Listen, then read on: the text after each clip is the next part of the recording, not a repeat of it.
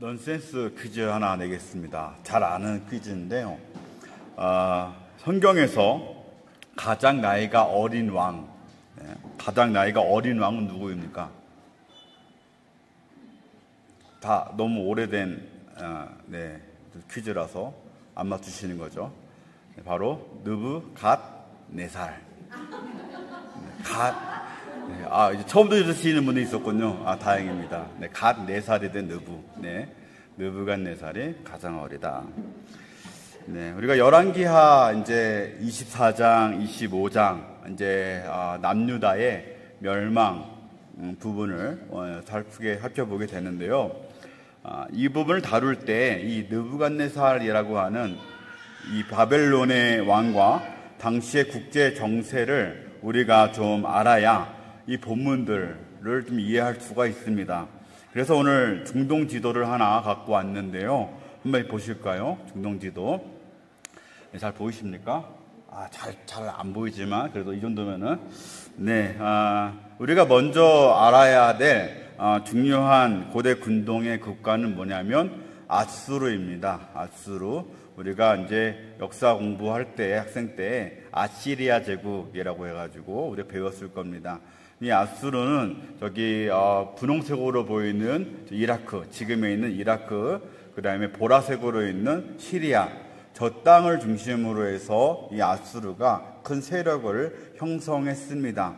특별히 그 이라크에 있는 중간에 보면 잘 안 보이지만은 파란색으로 강이 2개가 있습니다. 무슨 강이죠? 티그리스 강, 유프라테스 강이죠. 이 티그리스 강과 유프라테스 강을 중심으로 하여서 저기에 이제 이 아시리아 제국이 큰 세력을 형성하게 되었습니다. 저게 얼마나 지금은 이제 저 물이 많이 말랐어요. 왜 그러냐면 저 티그리스 유프라테스가 다 모두 터키에 있는 고산지대에서 이제 녹는 빙하가 만년설에 녹으면서 이렇게 내려오는 그런 강인데요.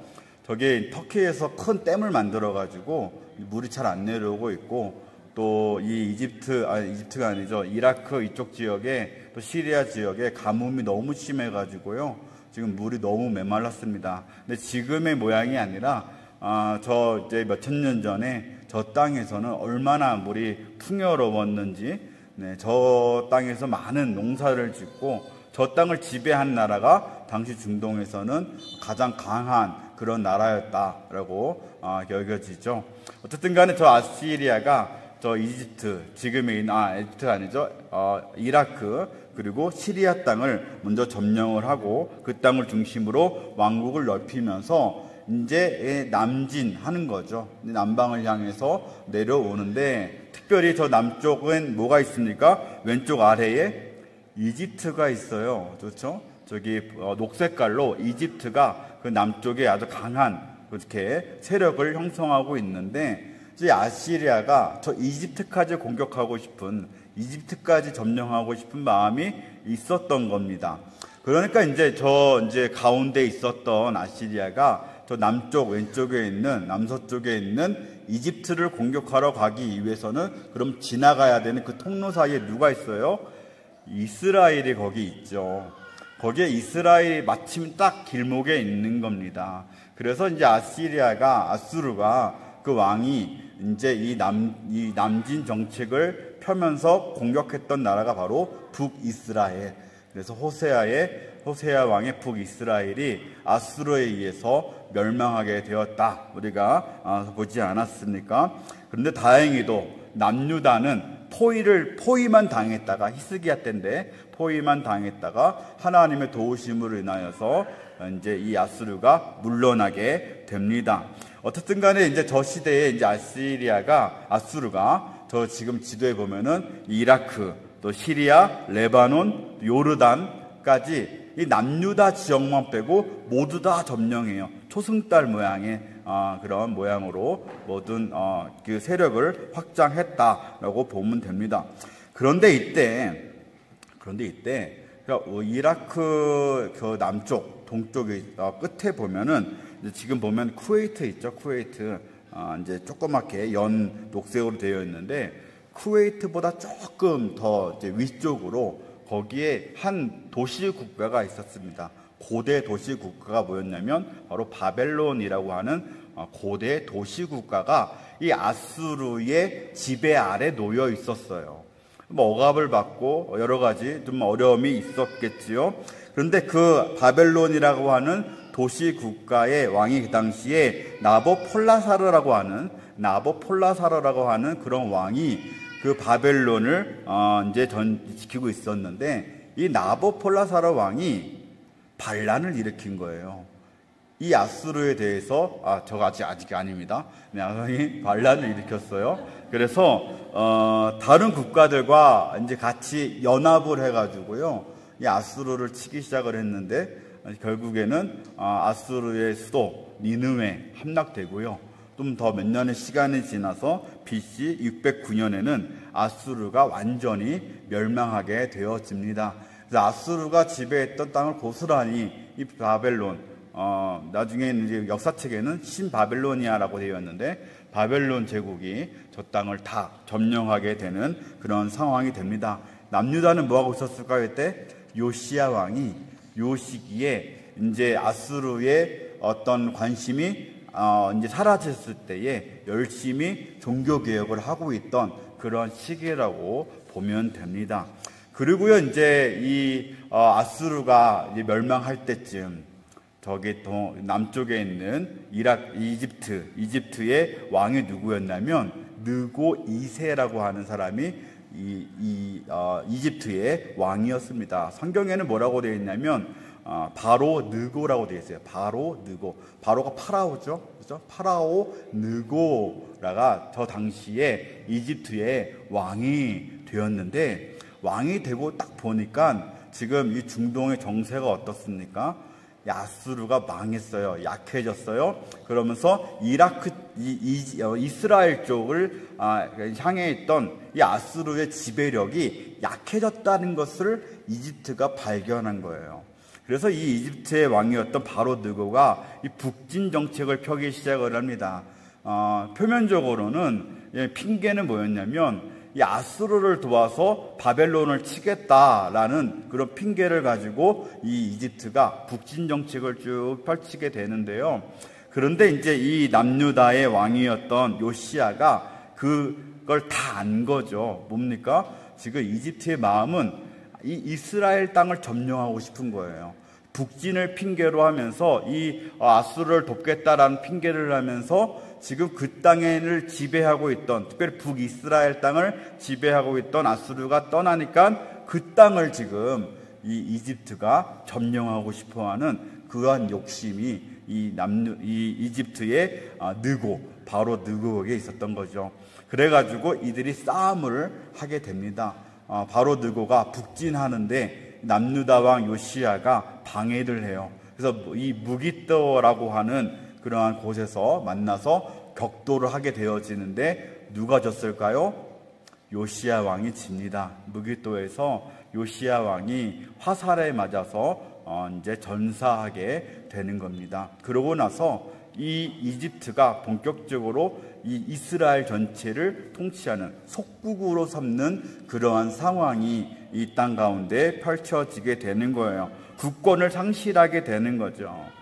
자, 요시야 왕이 죽으니까 남유다의 백성들이 급하게 그의 넷째 아들이었던 여호아스를 이 남유다의 왕으로 이렇게 추대합니다. 그런데 세 달 만에 바로 느고가요, 이 여호아스를 폐위합니다. 그리고 여호아스를 이집트로 끌고 가서, 애굽으로 끌고 가서 그를 죽여버려요. 무려 석 달 만에 그런 일이 벌어집니다. 그리고 그 자리에, 남유다의 왕 자리에 여호아스의 형이었던 엘리야김이 왕으로 거기에 세워지게 되는데, 이 바로 느고가 왜 그랬는가 하면요, 이 여호아스는 반애굽 정서를 가지고 있던 사람이에요.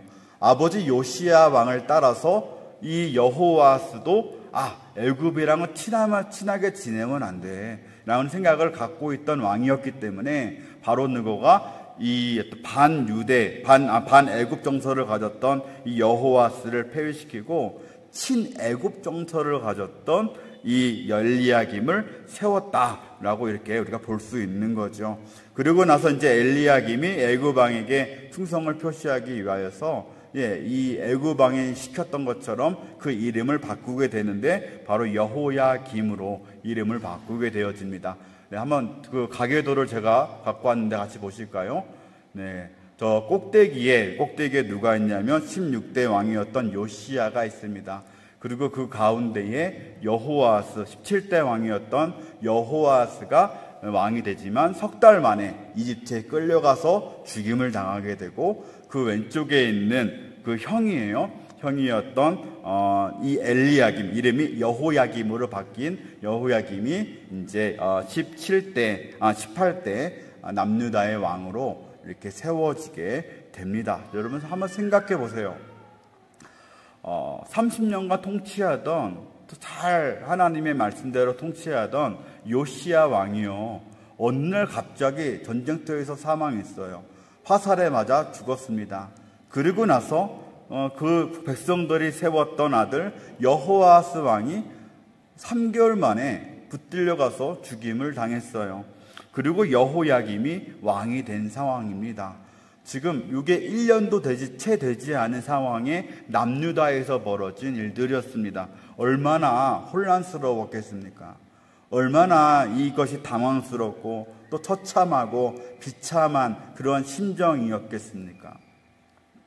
그런데 최악의 상황이 여기서 끝나지 않아요. 이제 이 내용들을 쭉 보다 보면 이제 아수르를 멸망시켰던 바벨론이 이제 본격적으로 남진 정책을 펼치기 시작을 합니다. 그래서 먼저 침공했던 나라가 바로 남유다였어요. 이것을 우리가 이 바벨론의 1차 예루살렘 침공이다, 이렇게 우리가 이야기를 하는데요. 이때 남유다를 침공했던 사람이 누구였냐면 아까 이야기했던 바벨론 왕이었죠. 바로 이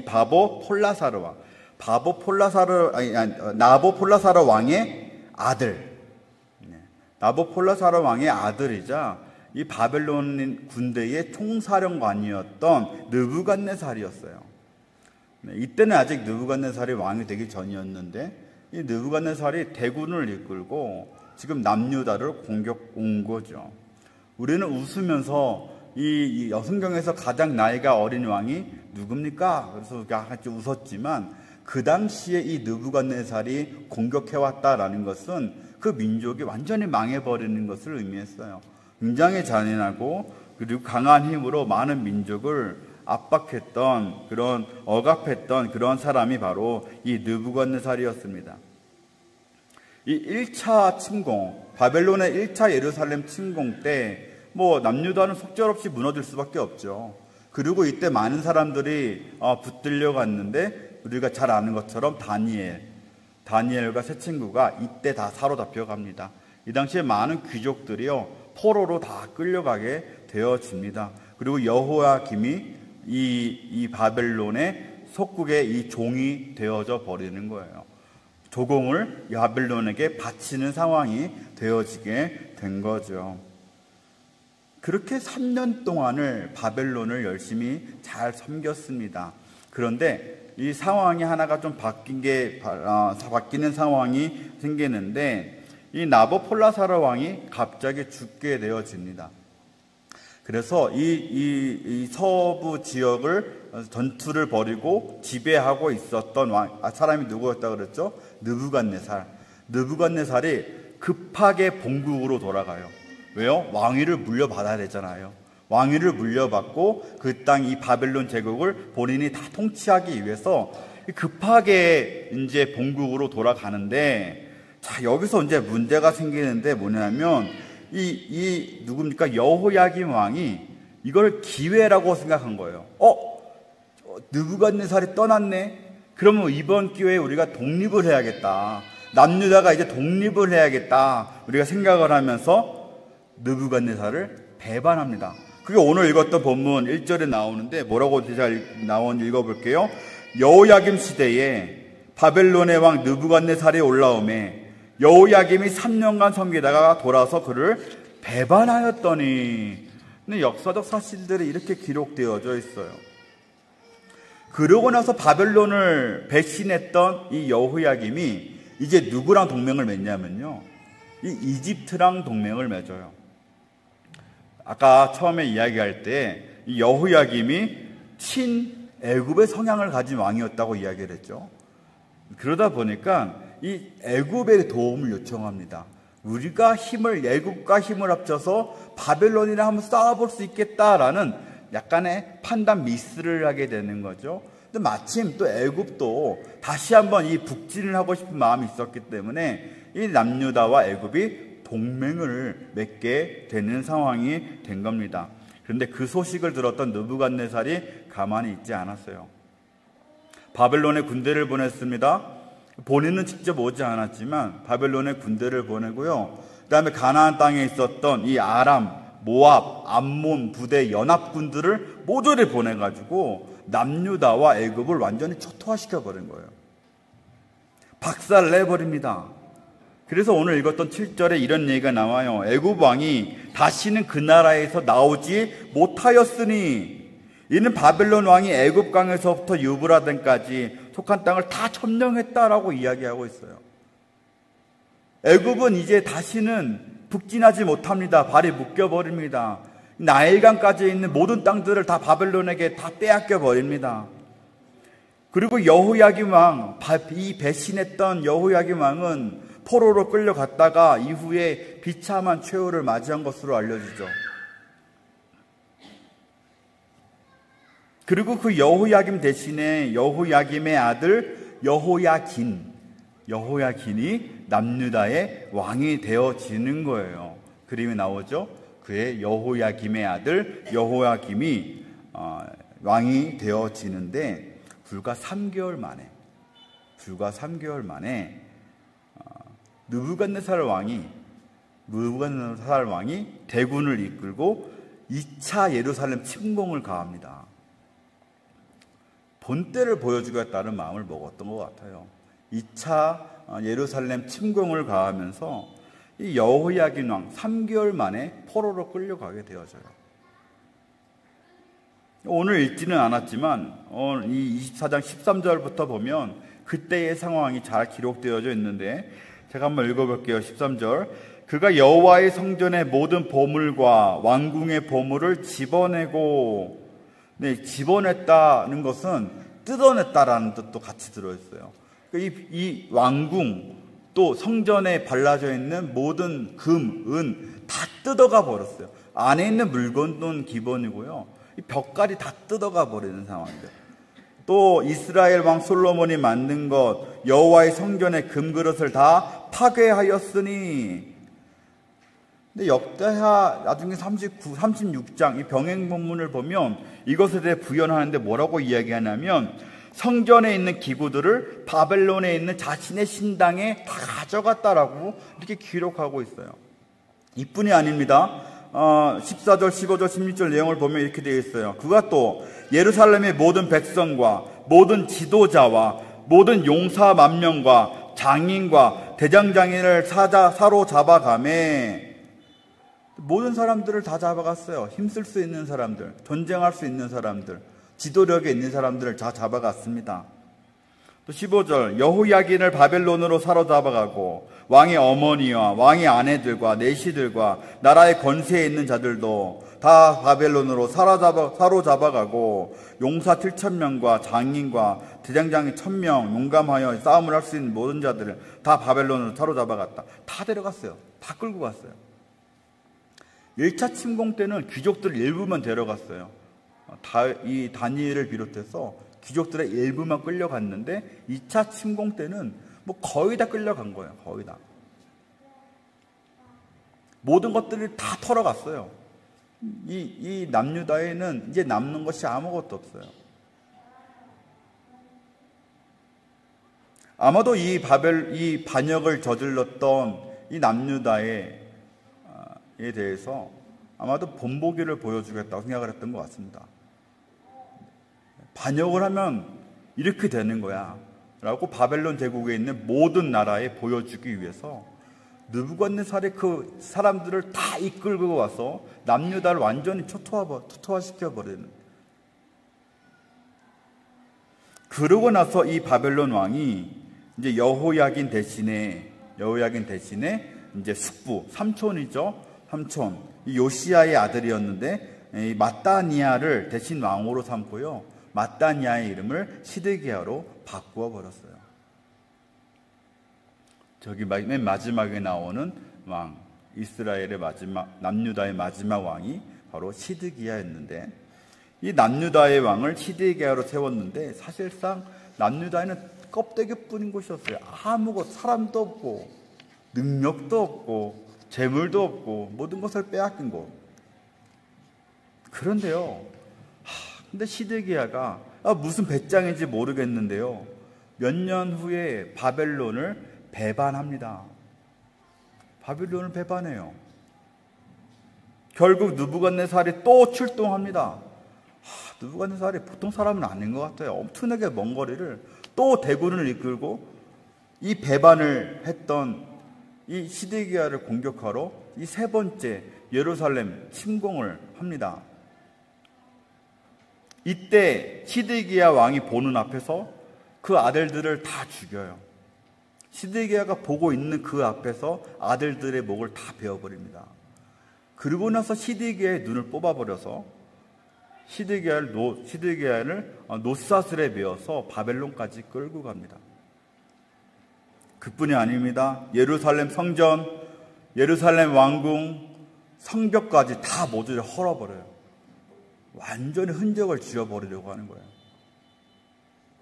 그냥 껍데기만 상징적으로 그나마 남겨놓았는데 한 번 더 반란을 일으키니까 이 바벨론의 왕이, 느부갓네살 왕이 완전히 폐허로 만들어 버렸습니다.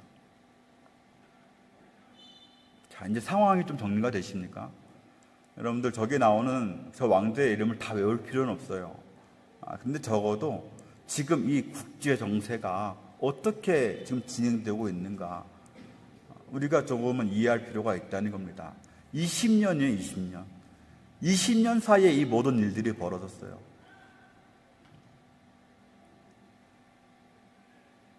근데 오늘 우리가 집중해 봐야 될 것은 뭐냐면, 이 격동의 시기에, 이 혼란의 시기에 남유다 왕들이 어떻게 대응했냐는 거예요. 그들이 이 시기에, 이 혼란스러운 시기를 어떤 방식으로 극복하려 했는가, 그들의 해결 방안이 무엇이었는가를 우리가 좀 살펴볼 필요가 있는데요. 이 마지막 요시야를 제외한 그 나머지 그 네 왕, 요시야의 세 아들이죠. 세 아들과 그 손자였던 여호야긴까지의 이 네 명의 왕이 이 혼란스러운 위기 앞에서 공통적으로 했던 특징이 뭐냐면, 조상들의 행위대로 악을 행했다라는 거예요. 하나님은 어떤 하나님이십니까, 여러분? 금요일날 우리 본문의 시편 78편 본문을 우리가 금요 한마음 기도회 때 잠깐 살펴보았는데, 하나님은요, 긍휼을 베푸시는 하나님이에요. 이스라엘 백성들이 수도 없이 하나님을 배신하고, 수도 없이 죄를 범죄하고, 수도 없이 하나님을 슬프시게 했지만, 그럼에도 불구하고 그들이 돌아올 때마다요, 그들이 회개할 때마다 그들의 죄악을 덮어주시고 멸망시키지 않으신 분이 바로 하나님이셨다는 거예요. 여러 번 진노를 돌이키신 분이라고 시편 78편에서 기자가 이야기하고 있습니다. 왜요? 그분은 우리의 연약함을 아세요. 우리 인간의 연약함을 아세요. 우리가 얼마나 죄에 취약한 사람인지를 알고 계시기 때문에 그런 우리를 긍휼하게 여기시고, 우리를 심판을 자꾸 보류하시는 하나님, 우리를 사랑하시는 하나님 아닙니까? 그분이 원하시는 것은 뭐냐? 그저 이 위기들을 통하여서 그들이 하나님께 돌아오는 거예요. 이스라엘 백성들이 자신들의 죄를 깨닫고 회개하고 하나님께 돌아오는 것을 그저 원하셨다는 것이죠. 그런데 남유다의 이 마지막 네 왕은요, 이 위기의 때에 하나님께 돌아오지 아니하고 죄를 회개하지 아니하고 어떻게 했대요? 조상의 행위를 따라 악을 행했다는 거예요. 악을 선택했어요. 하나님께 돌아오는 것을 선택하는 것이 아니라 악을 행하는 것을 선택했다는 거예요.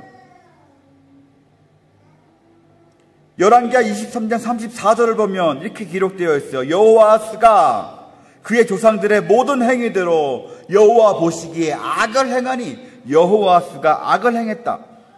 37절을 보니까 여호야김이 조상들이 행한 모든 일을 따라서 여호와 보시기에 악을 행하며 여호야김도 악을 행했다.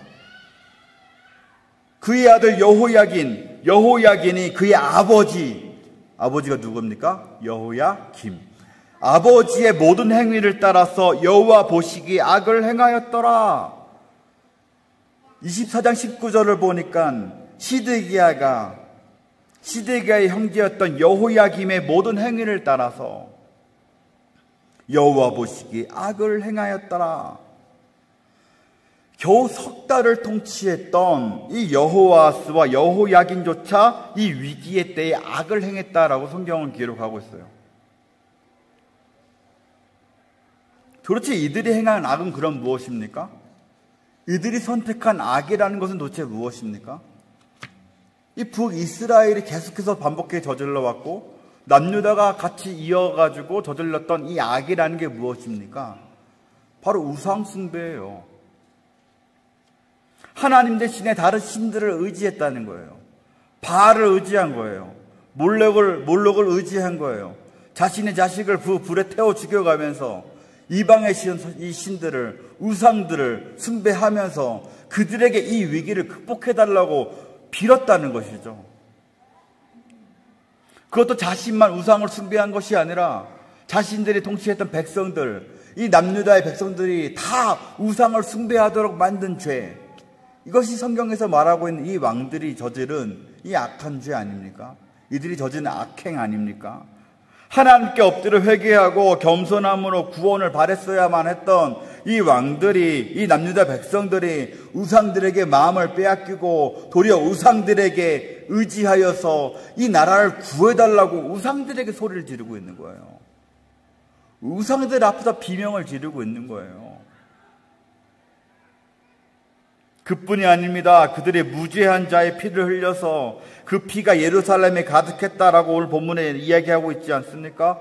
의로운 사람들을 핍박했습니다. 하나님의 뜻을 전하는 선지자들을 핍박했습니다. 그들을 박해했습니다. 남유다의 멸망과 관련해서 이 예언서들을요 같이 보면은 이때 요 시기에 남유다의 백성들이, 남유다의 왕들이 얼마나 부패했는가가 잘 나오고 있어요. 특별히 이사야 5장을 보면 이 남유다의 이 지도자들이 얼마나 타락했는가가 나오고 있는데요. 이들이 돈에 대한 탐욕을 가지고 또 쾌락을 저지르고 방탕함으로, 술 취함으로, 거짓으로 교만의 죄에 빠져 있었다라고 기록합니다. 이게 다 우상이에요. 사탄 숭배 아닙니까? 물질을 숭배해요. 쾌락을 숭배해요. 술 취함을 사랑해요. 교만해요. 거짓을 행해요.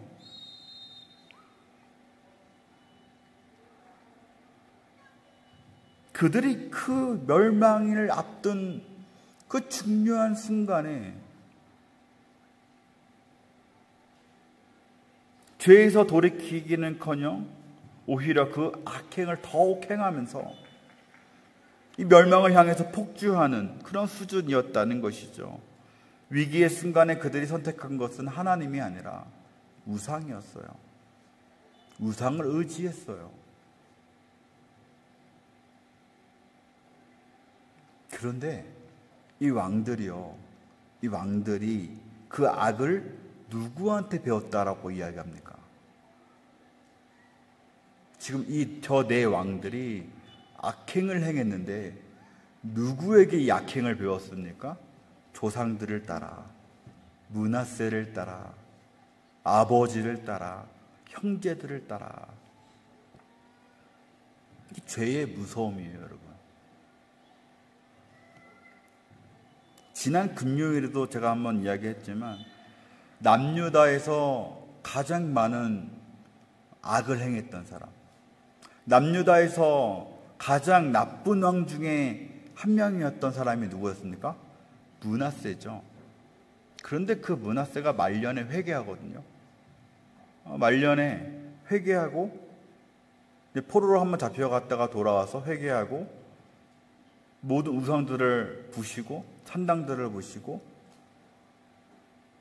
종교개혁을 일으켰던 사람이 이 므낫세였어요. 역대하에 이제 이 므낫세에 대한 부분들이 나옵니다. 아마도 그는 이제 지옥에 가지는 않았을 것이다, 그런 얘기 잠깐 했어요. 그런데 그가 말년에는 하나님께 돌아왔지만 그가 젊었을 때 지었던 죄들, 젊었을 때 행했던 악행들은 그 대를 이어서 그 영향을 계속 미쳤다라는 거예요. 본인은 살았어요. 본인은 천국 갔을지도 모르겠어요. 그러나 그가 남겨놓았던 그 죄의 영향력, 악의 영향력이 그들의 자손 대대로 이어졌다는 사실입니다. 부모들의 죄가 자녀들에게 이어질 수 있다는 거예요. 부모들의 죄가 자녀들에게 영향을 미칠 수 있다는 거예요. 성경은 분명히 연좌죄를 이야기하지 않습니다. 부모가 죄를 지었기 때문에 자식이 벌을 받는 일은 사실 없습니다. 그런데 부모가 죄를 지은 것이 자녀들에게 영향을 미쳤다는 것은 많이 나오죠. 자식들이 부모를 보고 자라는 거예요. 자식들이 부모의 그 언행들, 부모의 선택들, 위기의 순간에 부모들이 했던 일들,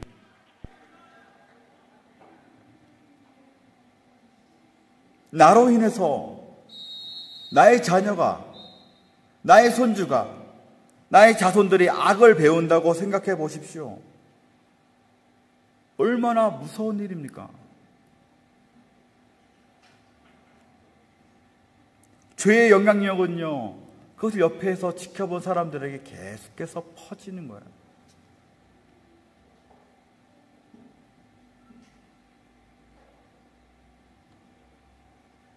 국가가 멸망할 이런 멸망할 만한 그런 위기 앞에서 남유다의 이 4명의 마지막 왕들이 떠올린 것은 우상이었어요.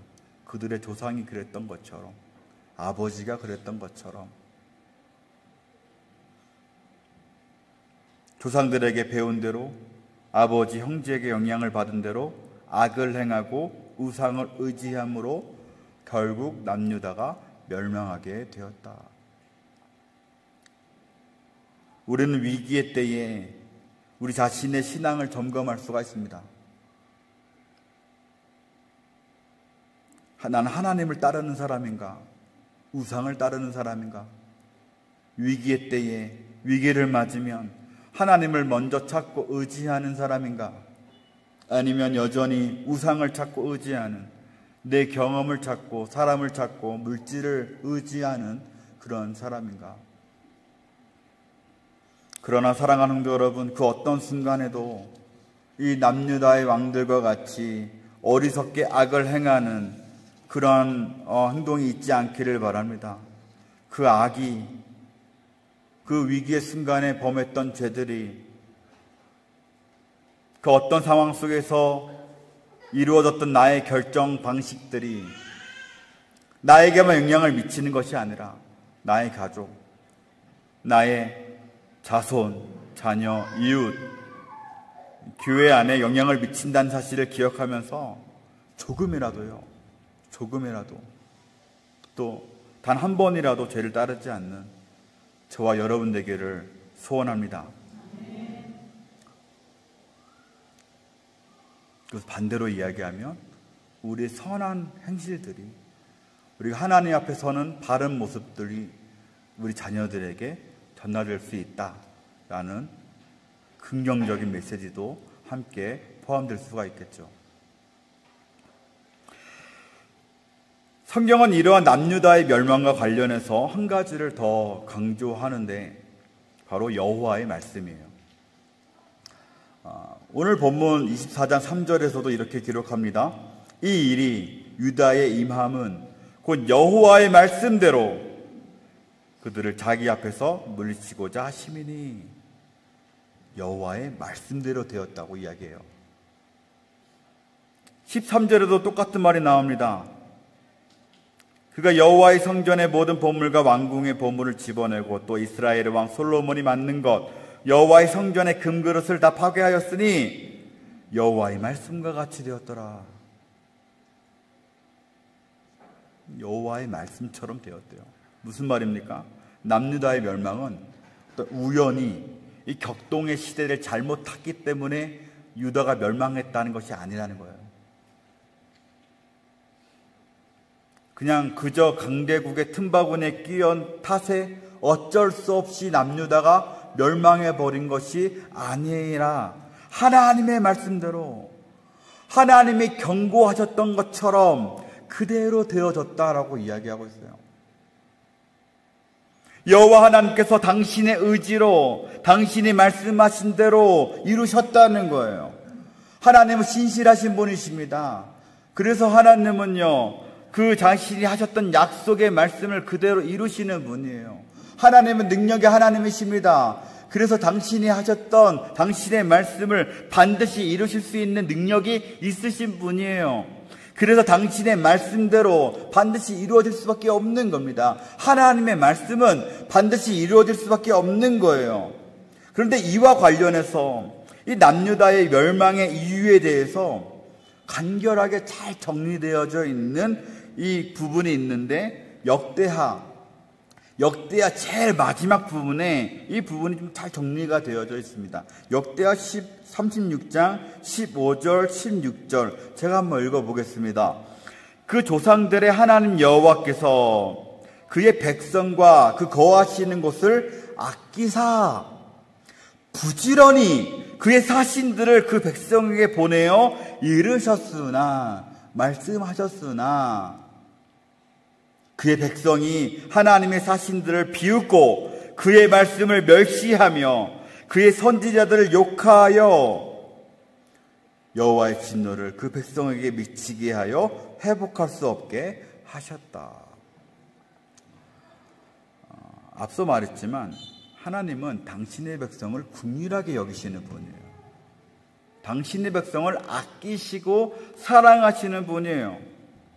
그래서 이 하나님은요, 부지런히 선지자들을 보내서 말씀하셨습니다. 북이스라엘도 마찬가지고 남유다에서도 마찬가지예요. 엘리야, 엘리사, 이사야, 예레미야, 하박국, 수많은 선지자들이 다 이때 활동한 사람들이에요. 수많은 선지자들이, 하나님의 사람들이 하나님의 말씀을 가지고 와서 하나님의 뜻을 전하고 경고하고 돌아오라고 하셨습니다. 예레미야 4장 1절을 보면 하나님 이렇게 말씀하세요. 우상들을 다 떨쳐버리고 내게로 속히 돌아오라. 내게로 속히 돌아와라. 내 사랑하는, 내가 아끼는 남유다의 백성들아, 나한테 돌아와야 돼. 우상들을 다 버리고 돌아와야 돼. 그런데 백성들은 이 말씀을 듣고도 귀를 막아버린 거예요. 그 말씀을 듣고도 못 들은 척한 거예요. 비웃었어요. 말씀을 멸시했어요. 도리어 선지자들을 욕했습니다. 하나님의 말씀을 불태웠어요. 여호야김이 하나님이 그 말씀 전해준 그 두루마리를 불태우지 않습니까? 이사야를 톱으로 켜서 죽였습니다. 시드기야는 예레미야를 시위대 뜰에 가둬서 핍박했습니다. 하나님의 말씀을 듣지 않았어요. 하나님의 말씀을 멸시한 결과로 그들이 멸망하게 되었다라고 역대하에서는요, 36장에서는 그렇게 이 멸망에 대하여 그 이유를 정리하고 있어요. 여러분, 말씀을 마치겠습니다. 우리가 살아가는 이 세상도 녹록치가 않습니다.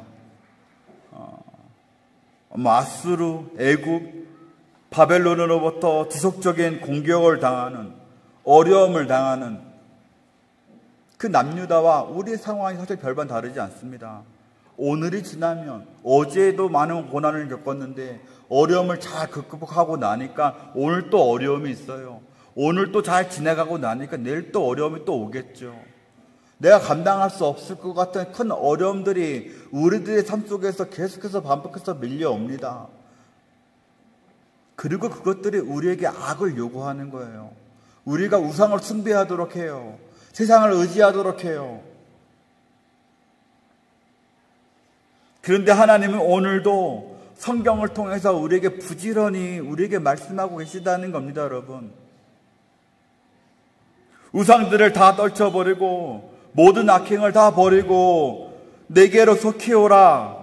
세상을 의지하지 말고 우상을 의지하지 말고 세상을 사랑하지 말고 재물을 사랑하지 말고 내게로 속히 오라고 하나님은 지금도 부지런하게 우리에게 이 성경을 통하여서 말씀하고 계시다는 거예요.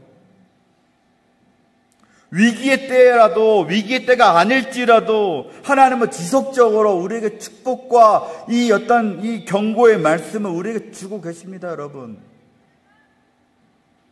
그런데 우리는 듣고도 못 들은 척할 때가 너무나도 많아요. 하나님의 말씀을 무시하고 비웃고 멸시할 때가 얼마나 많이 있는지 모릅니다. 한 귀로 듣고 한 귀로 흘려버려요.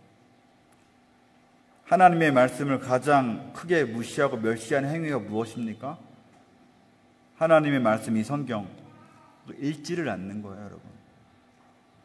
하나님이 말씀을 주셨는데 이 여호야김이 이 말씀을 태워버린 것처럼 우리의 어떤 상황에도 이 말씀을 완전히 태워버리는, 불태워버리는 수준으로 읽지 않는 경우가 얼마나 많이 이 한국교회 안에 성도들 가운데 있는지 모르겠습니다, 여러분.